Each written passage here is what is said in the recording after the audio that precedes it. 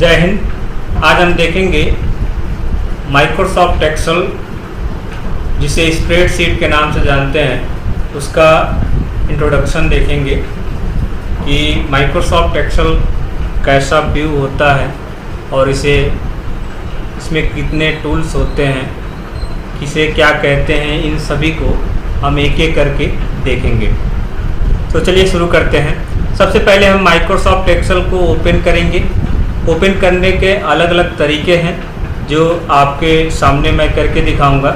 I hope आप यदि system पे हो तो आप साथ में प्रैक्टिकल करते चलेंगे, यदि नहीं हो तो बाद में भी आप सिस्टम पे आके उसे वीडियो को प्रीवियस करके या फिर रोक के देख सकते हैं, कोई दिक्कत नहीं। मैं स्टार्ट करता हूँ। सबसे पहला आप स्टार्ट करेंगे विंडो+R।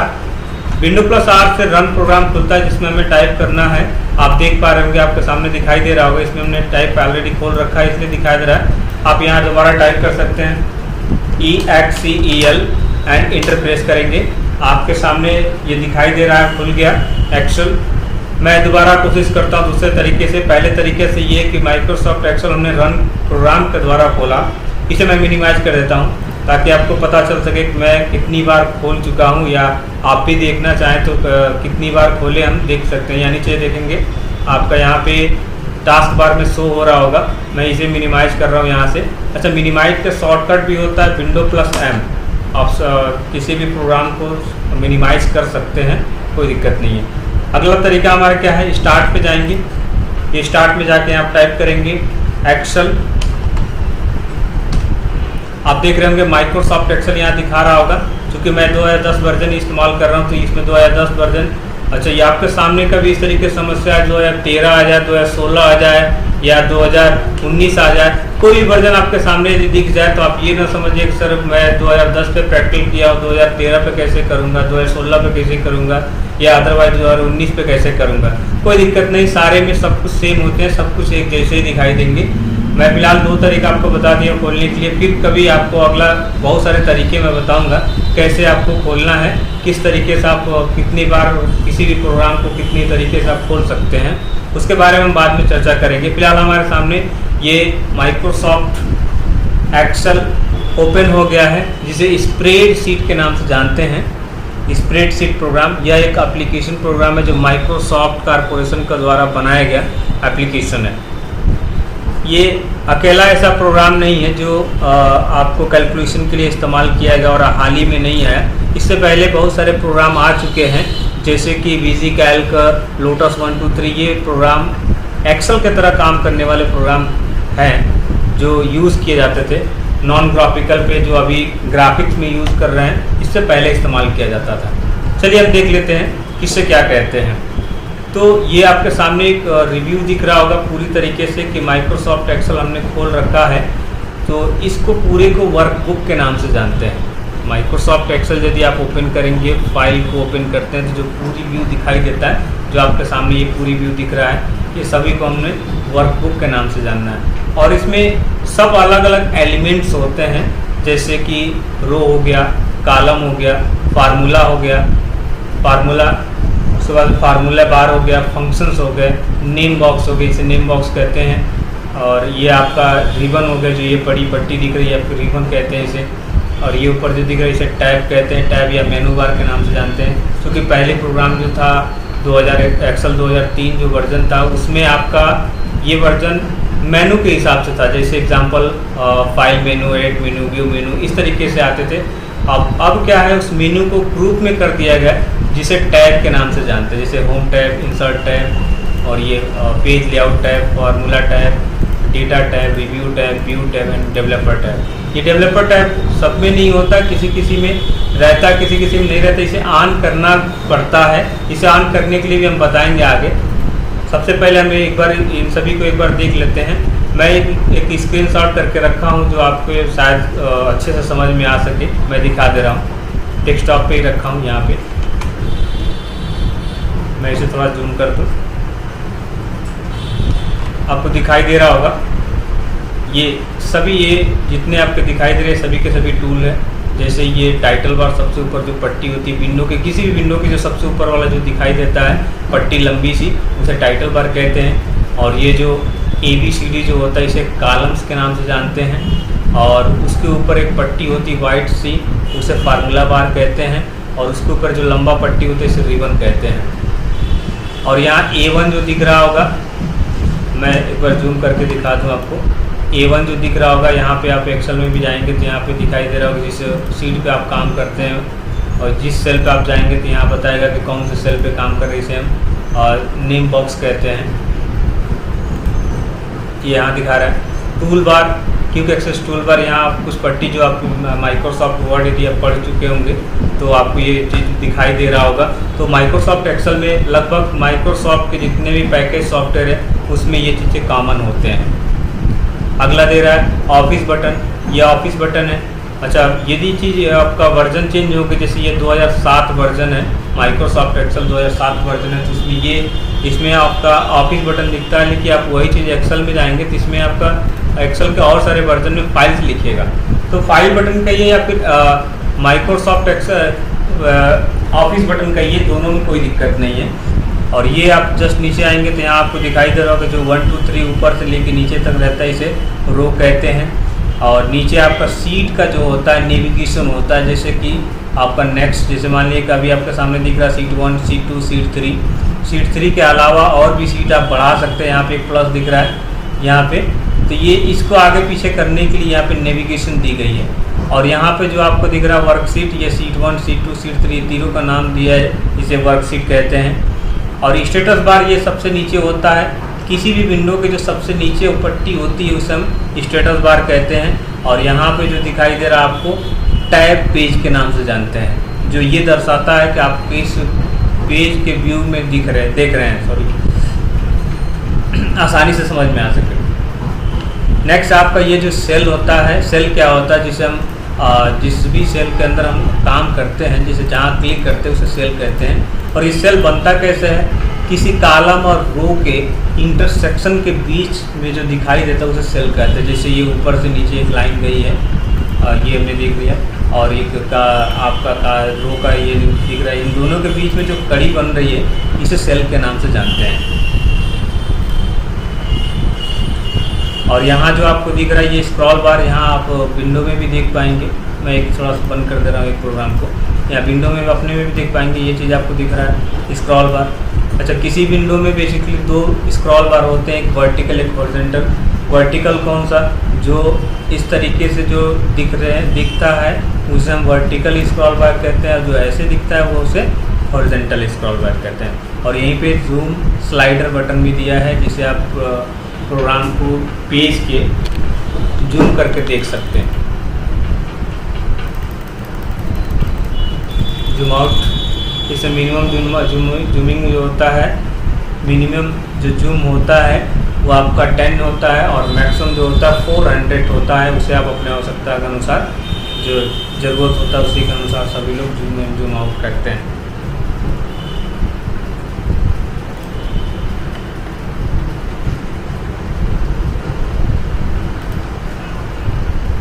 अच्छा, आई होप आपको ये चीज़ें समझ में आ रही होगी, अच्छे से समझ में आया होगा।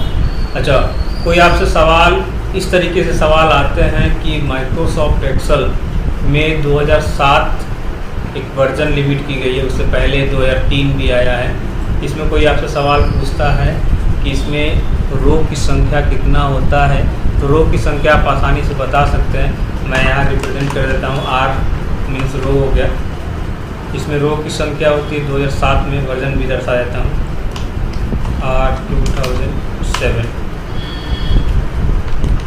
डैश कर देता हूँ, समझ में आ सकता है, C 2007। तो इनसे ऊपर वाले जितने वर्जन हैं, या फिर ये भी वर्जन है 2007 रहा, 7 से ऊपर जो 7, 10, 13, 16, 19 या फिर उससे भी और अधिक वर्जन है, इन सब में रो और कॉलम की संख्या सेम होती है। जैसे रो की संख्या होता है आपका 10,48,576, ये एक रो की संख्या होती है जो माइक्रोसॉफ्ट एक्सेल 2007 से ऊपर वर्जन या फिर 7 में हो उसमें सेम होते हैं। कॉलम की संख्या होता है 16,384, ये कॉलम की संख्या होता है। अच्छा, इसे कभी कभी सवाल जब आप CCC पढ़ रहे हों या ट्रिपल सी के एग्ज़ाम की तैयारी कर रहे हैं तो मैं आपको बता दूं कि इसमें सवाल अक्सर पूछ देता है कि कॉलम की संख्या कितना होता है, तो संख्या अलग है और इसमें साथ साथ उस पर अल्फ़ाबेट भी पूछ देता है, तो इसका एक्स एफ डी तक होता है। तो इसकी डिफ़ाइन कैसे करेंगे, कैसे होगा, आप सबसे पहले रो जान लेते हैं कि रो कितना होता है। रो के लिए आपको कीबोर्ड से कंट्रोल के साथ डाउन एरो, जो 4 बटन दिए होते हैं, अप डाउन लेफ्ट राइट, इसमें से डाउन एरो प्रेस करना है, कंट्रोल बटन दबाए रखना है। आपको यहाँ दिखाई दे रहा होगा कितने आपके हैं, रो की संख्या बता रहा है 10,48,576, ये आपके टोटल रो की संख्या बता रहा है।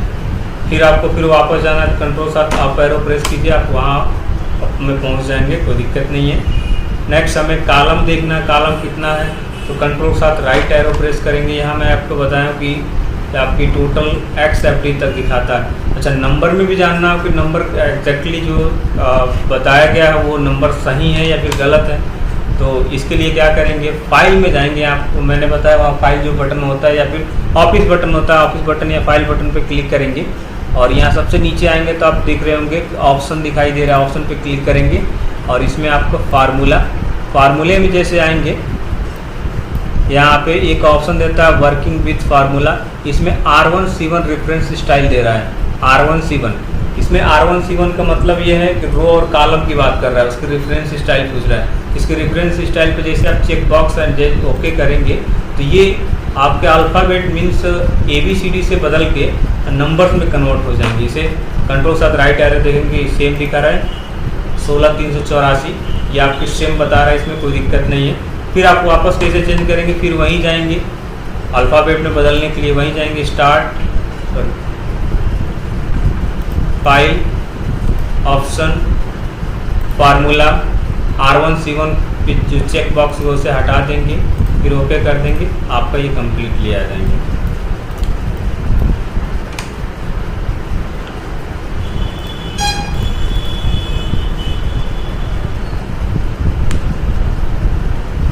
आगे बढ़ते हैं। सबसे पहले इसमें आपको सिंपल तरीके से ये है कि इसमें काम कैसे करना है। काम करने का सबसे सिंपल तरीका है, यदि आप न्यू हैं, सीख रहे हैं, कहीं एडमिशन कराए हुए किसी इंस्टीट्यूट में, वहाँ पढ़ाया जा रहा है, या उसके अलावा कुछ समझ में नहीं आ रहा है, तो वीडियो में आप आसानी से ये चीज़ साथ साथ प्रैक्टिस करते हुए चल सकते हैं।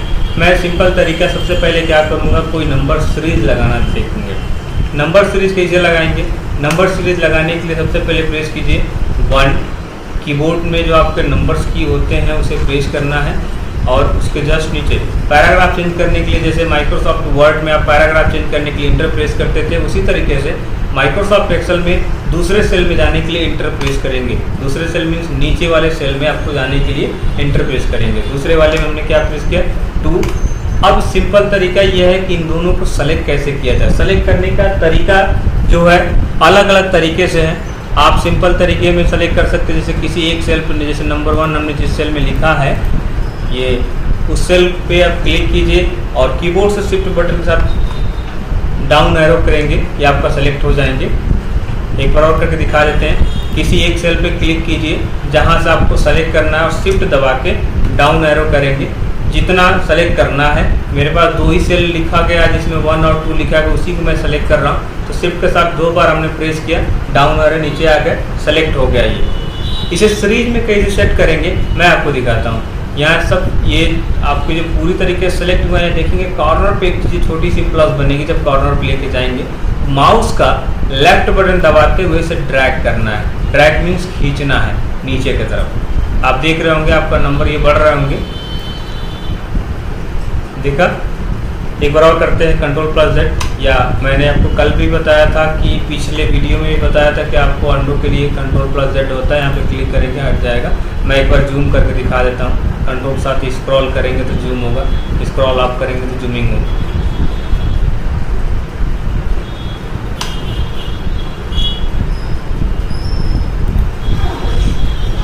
यहाँ लेके जाएंगे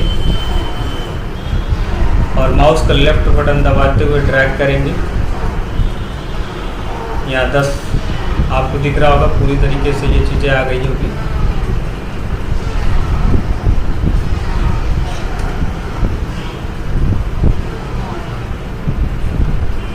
ये पूरी तरीके से 10 संख्या पूरा इंटर हो गया। इस तरीके से आप आसानी से कोई भी नंबर्स को सीरीज में कन्वर्ट कर सकते हैं, जैसे 1 2 3 4 5 5 ऐसे टाइप यदि करना हो तो आपको ज़्यादा वक्त लग जाएगा। उसको कम करने के लिए आप सीरीज में इसको आसानी से ड्रैग कर सकते हैं। अच्छा, ये ज़रूरी नहीं है कि हम 1 लिखे हैं तो 2 लिखना, मान लीजिए कोई कह दिया सवाल कि क्या हम 1 के बाद 2 लिखना ज़रूरी है, नहीं वो ज़रूरी नहीं है, कोई दिक्कत नहीं, वो भी मैं बता देता हूँ कैसे होगा। पहले इस सीरीज़ को हम आगे एक बार पढ़ लेते हैं।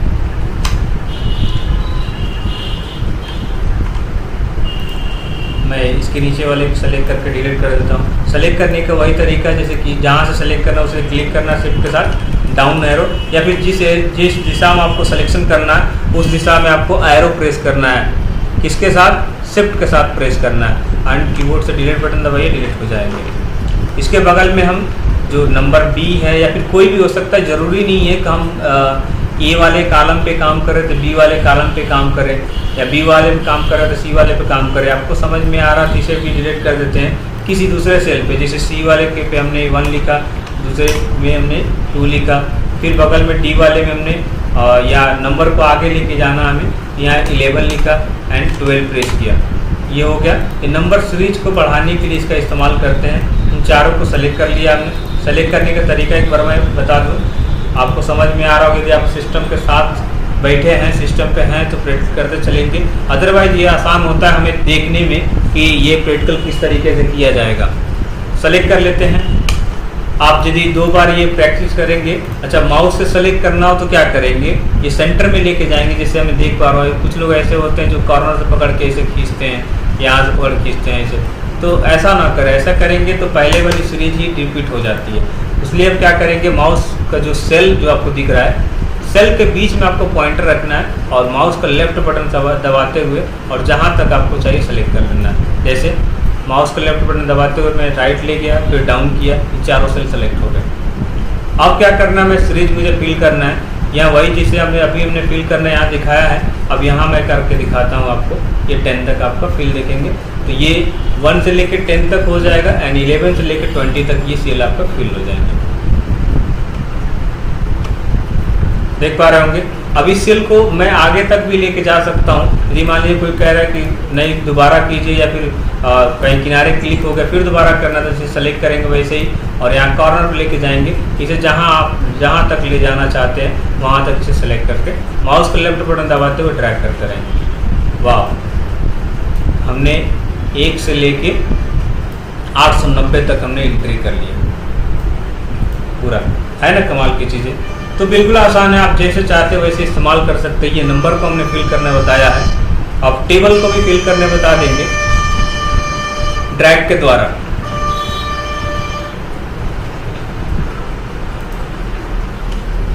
नीचे मैं वो टेबल को भी बता देता हूँ। जैसे 2 प्रेस किया एंड 4 प्रेस किया, यहाँ पे 3 प्रेस किया एंड 6 प्रेस किया।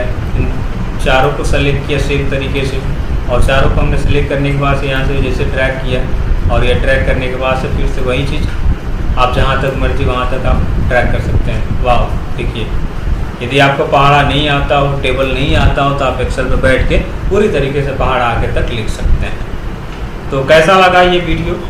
ये इसमें आप कंटिन्यूअस इसे प्रैक्टिस करते रहिए, जैसा आपको समझ में आता वैसे कीजिए। यदि आपको कोई समस्या होती है तो आप हमें कमेंट करें, उसका जवाब दी जाएगी। और आपको जिस हिसाब से वीडियो किसी एक्सेल के प्रोजेक्ट पे चाहिए उसके अनुसार आप हमें कमेंट करेंगे तो हम उसके अनुसार आपको वीडियो लेके आएंगे। तब तक के लिए जय हिंद।